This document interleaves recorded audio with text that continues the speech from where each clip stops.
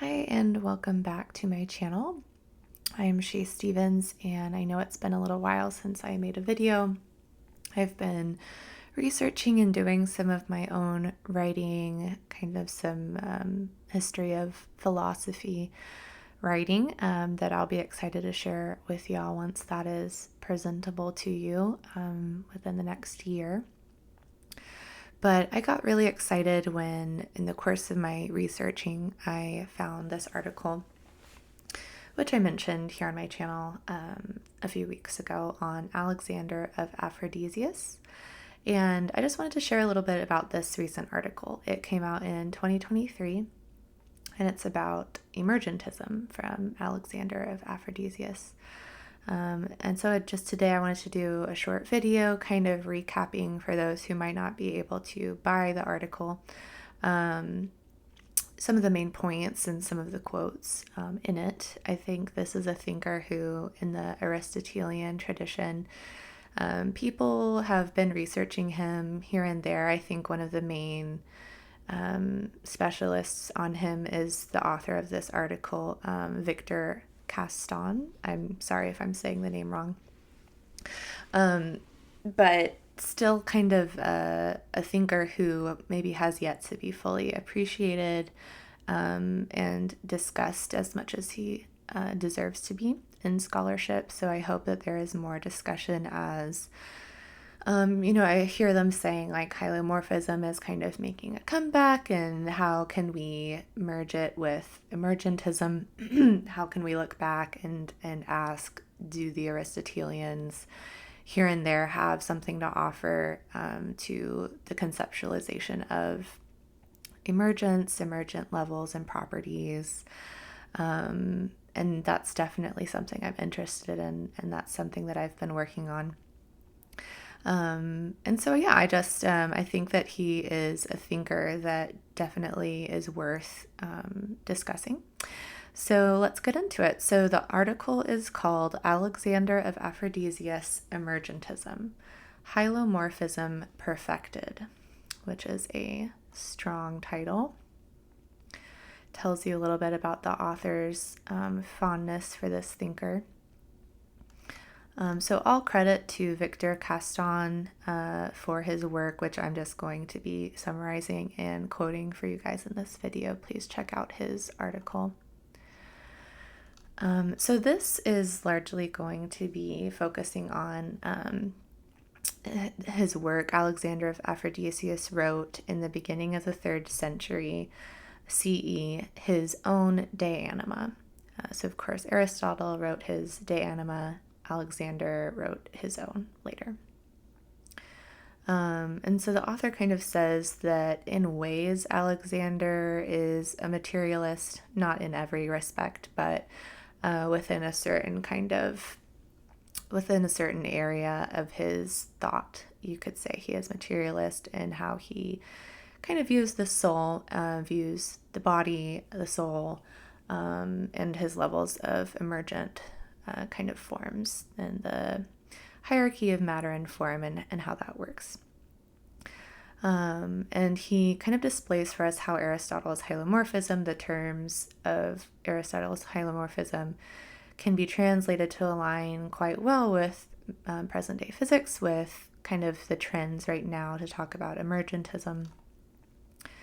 And so to talk a little bit about Aristotle, that's something that I've been working on a bit more, reading Aristotle and asking, was he an emergentist? How did he view levels of matter and form in the world?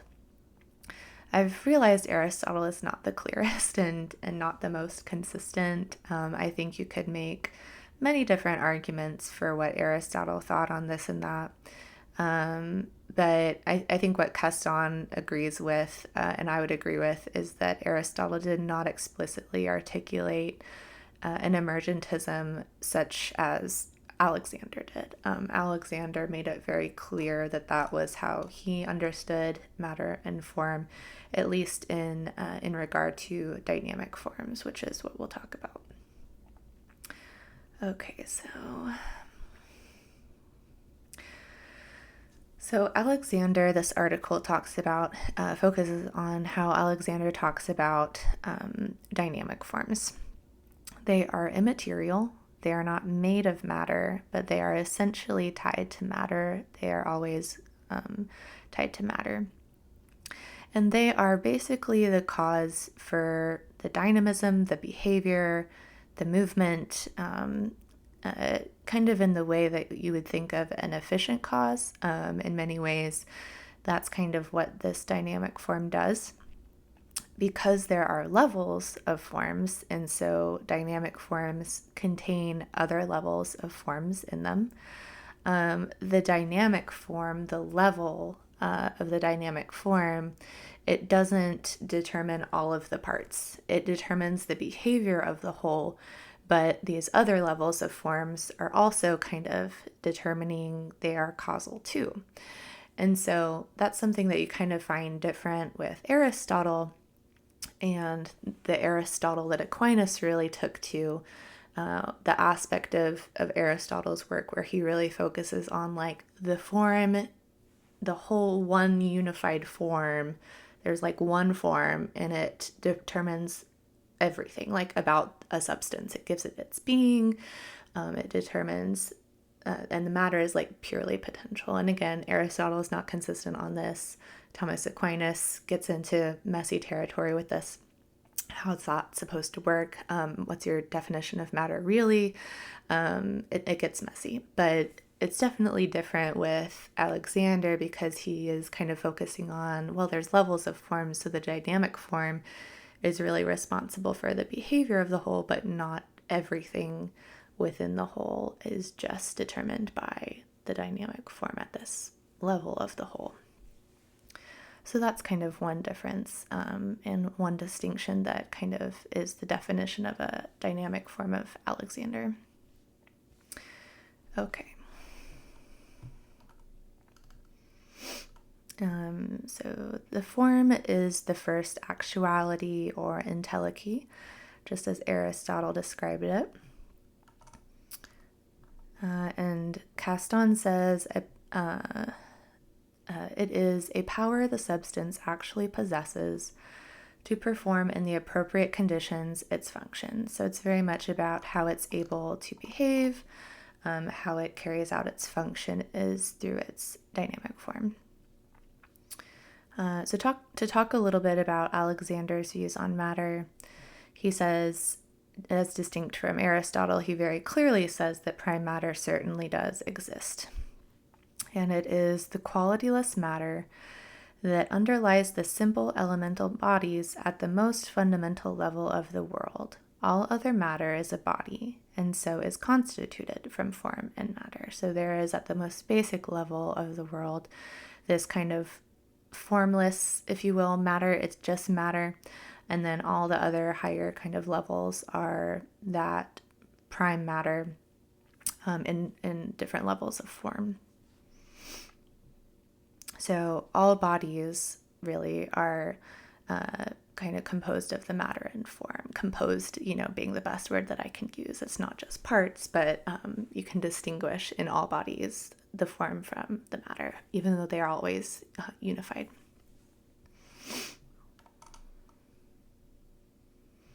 And so he's not a reductionist. For Alexander, the form is not reducible or identical to the matter. Forms are immaterial with an I.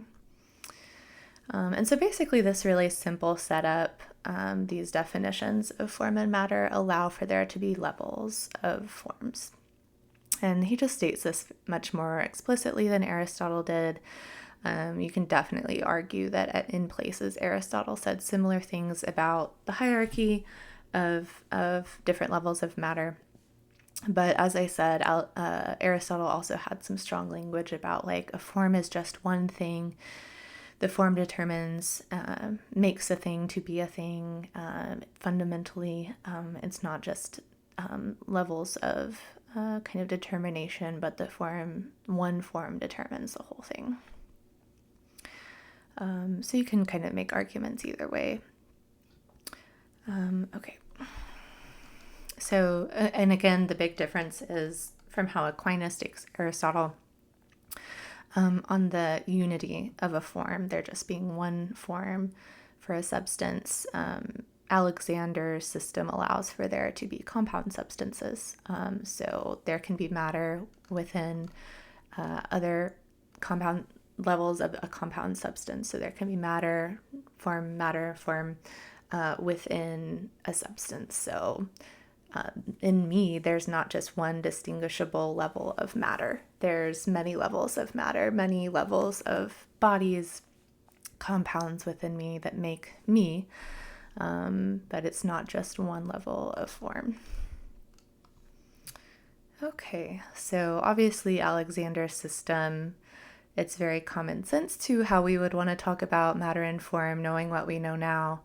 But, it's kind of surprising that it took so long for us to reach that understanding and that kind of clarity. So he is one of the first thinkers to really have that clarity in how he talks about it. William of Ockham also said, okay, we must accept that prime matter must exist. Matter exists. A thing is not just the matter as pure potency being actualized by form, but matter is a thing kind of in itself in a way. But Aquinas and Aristotle were not as clear on how they talked about matter. Okay, so let's get into some more quotes. All right. Okay, so a big question in looking at the quotes from Alexander in this article is, how is he an emergentist? How does he not only see kind of forms arising from basic kind of foundational particles? Is it all very mechanistic? Is it just the buildup of these little particles into bigger things? Or is it also a sense of the whole determining the parts? Because that's kind of this concept that comes up a lot with Gestalt thinkers, with different kind of, with those who might be Thomists who are talking about substantial form. There's this question of how does it work, whole determining the parts, the whole being irreducible to the sum of the parts. How does Alexander's system deserve the title of kind of emergence, or is it just kind of reductionist, if everything is just determined by its parts? So Caston has some thoughts about this, and so we'll get into that. First, a couple of quotes just about causality, and so basically I use in this video downward causality is the idea of kind of the whole determining parts, or the form being causal on the thing, or for the thing. My form is causal. It's not just caused by the underlying matter. On the other hand, upward causality is what I would use to talk about kind of the matter's causality, or material cause. How does the matter cause me to be how I am? Or, you could say matter, you could say lower forms or lower bodies in me causing the whole to be how it is. So there's upward and downward causality. So a few quotes from Alexander. He says, each nature in the bodies underlying it makes a contribution to the form that stands over them all, and is shared by them. For this sort of form is in a way a form of forms, and a kind of culmination of culminations. He also says, we should not be surprised by the difference among forms in natural bodies, since we plainly find the grounds for their diversity in the underlying subjects, or the matter. So Aquinas also will talk about this, about how obviously people look different, are different, and it's because of their matter. But if your system of form and matter basically kind of revolves around the form determining everything and not the matter determining anything, that doesn't really make much sense how that works. So Alexander's system makes a lot more sense for how that can work. How does matter have this upward causality on the whole by how the matter is different from person to person? And Alexander continues, for it makes sense that the number of forms and the bodies underlying them, together with their distinctive mixture, would contain the grounds for such great diversity. He also says, the soul itself is a certain kind of power and substance that supervenes on these. That is, the body and its blend are the ground of the soul's initial coming into being. So this is an interesting quote where he's kind of suggesting that the soul arises from the matter, the blend, the combination of matter. It kind of arises or emerges from that, in a sense. And he says the soul is a certain kind of power and substance that supervenes. Another quote, one might also learn that the soul is a form of the body and not a substance itself just on its own from its activities. For no soul activity can occur apart from a bodily change. If it were separate, it would be ineffectual, since it would not be able to engage in any of its own activities on its own. So Alexander thinks that the soul is necessarily connected to the body. And again, connected to, composed, these are words that I use for lack of a more specific word, but, not to be a dualist or talking about parallelism, but they are one thing that is distinguished, but they are one. Okay, so now we're going to get a little bit more into kind of top-down or downward causation. Caston says that such distinctive behavior of the bodies is produced from the top down, what some have called downward causation, despite the distribution of powers itself being a function of the underlying matter, is what makes Alexander an emergentist. So those are Caston's words. And Caston gives us a definition of emergentism. Emergentism, some of the behavior of higher level compounds, that which is characteristic and distinctive of that sort of compound as such, is to be explained by their own higher level form, even though which form they have is a function of the blend and arrangement of the underlying matter.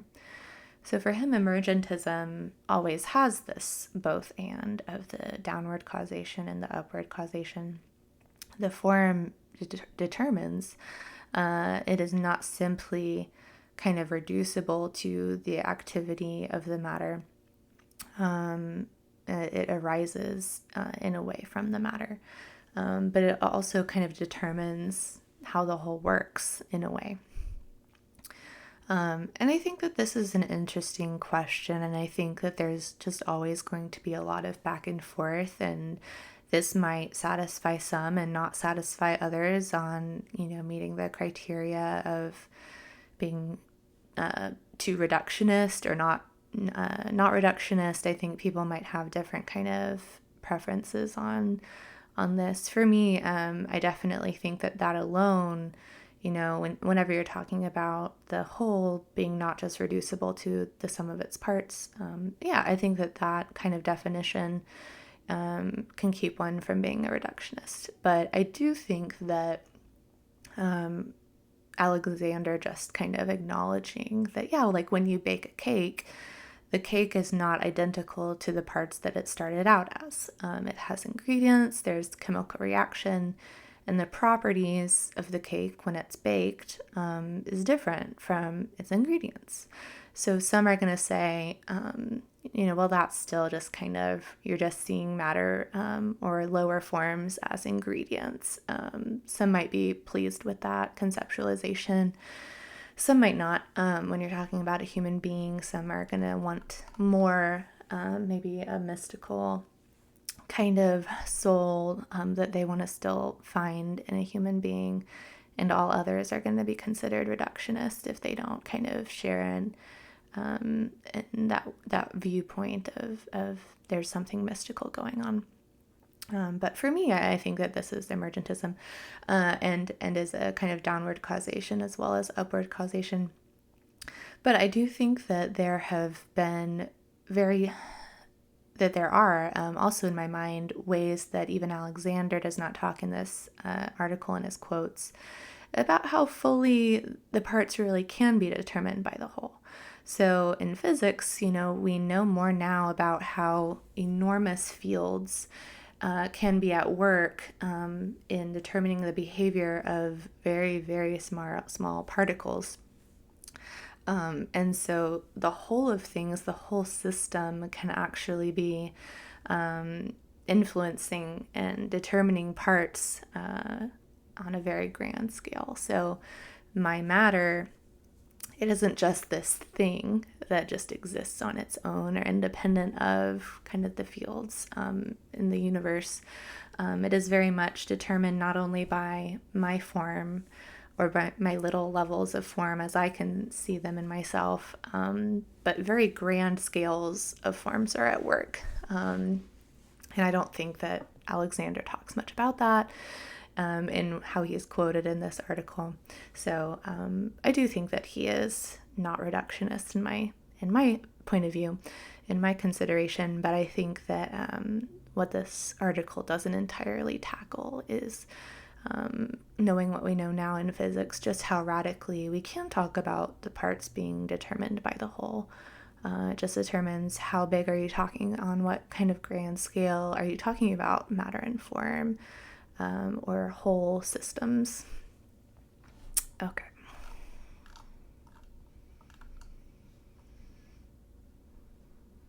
Okay, talked about that.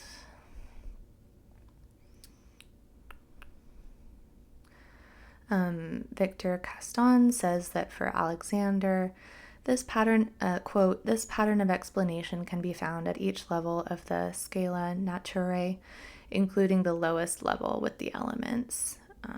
So he suggests that iterations of compound bodies constituted from other bodies, can continue indefinitely. And I just kind of want to acknowledge as I close that you should check out this article for yourself for a better kind of articulation of these thoughts, but I'm doing my best to kind of summarize and share my notes on it with you.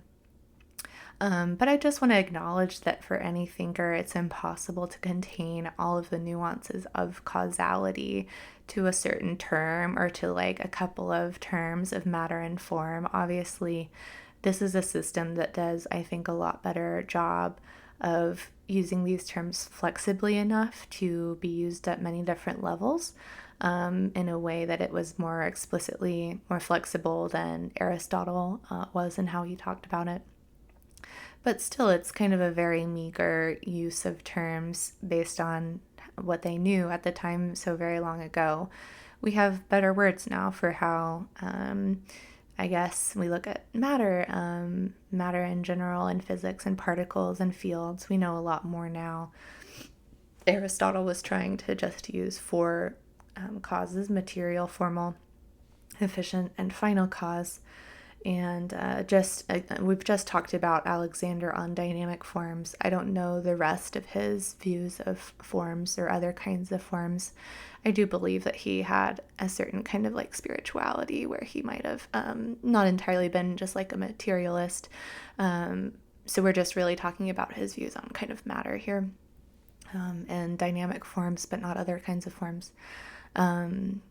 But his simple kind of way of talking about matter and form is a lot more adequate to kind of using them as general terms now, not having to entirely retire these terms. We can still use them in meaningful ways. And in my series on Merleau-Ponty's structure of behavior, we saw that he wanted to use matter and form still in the kind of modern day meaningfully as really kind of useful language. So I think that there is a bit of a trend in scholarship and right now and in the recent decades to kind of look back on hylomorphism and kind of say, what can we carry forward from this, even if it was kind of disregarded as being kind of antiquated. There's a bit of a renaissance, I think, but Aristotle was not perfect, and his views on matter and form, I think, were a bit more clunky even than Alexander's, who clarified things a bit. Anyway, please check out the article, and I will link the full title and where to find it in my description. Please let me know what you thought of this video, and I will try to make some more videos for you guys, even though I've been kind of busy with my writing.